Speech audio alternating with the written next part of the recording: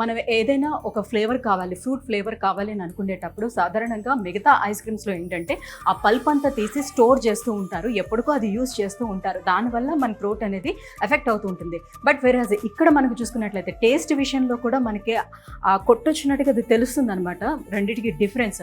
So డైరెక్ట్గా ఏవైతే seasonal fruits ఉంటాయో వాటిని ఫ్రూట్గా వాళ్ళు ఫ్రీజ్ చేయడం జరుగుతుంది.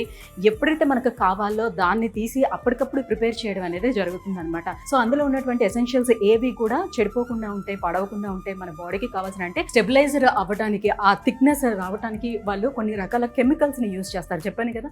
సో ఐస్ క్రీమ్ ప్రిపేర్ చేయడానికి ఆల్మోస్ట్ ఒక 32 రకాల కెమికల్స్ యూజ్ చేస్తారు. అలాంటి కెమికల్స్ని అవాయిడ్ చేయడానికి మనం చూస్తున్నాం కదా, గమ్మిగా ఆ స్టెబిలైజర్ అండ్ థిక్నర్ కోసం అని చెప్పేసి వీళ్ళు ప్లాంట్ బేస్డ్ ఏవైతే ఉన్నారో గౌర్గమ్ అని దీన్ని యూజ్ చేస్తున్నారు. సో డేట్స్ నుంచి షుగర్స్ తీసుకుంటారు. అట్ ద సేమ్ టైం మనకి పట్టిక పంచదార చాలా మందికి తెలుస్తుంది, దేవుడు ప్రసాదంగా కూడా యూజ్ చేస్తూ ఉంటారు కదా. పట్టిక పంచదార ఆయుర్వేదంలో కూడా మనకి యూజ్ చేస్తూ ఉంటారు.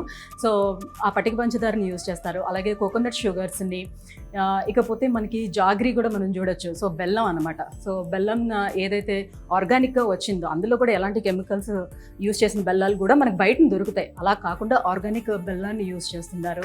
అండ్ స్టీవియా లీవ్స్ మనకు తెలుసు.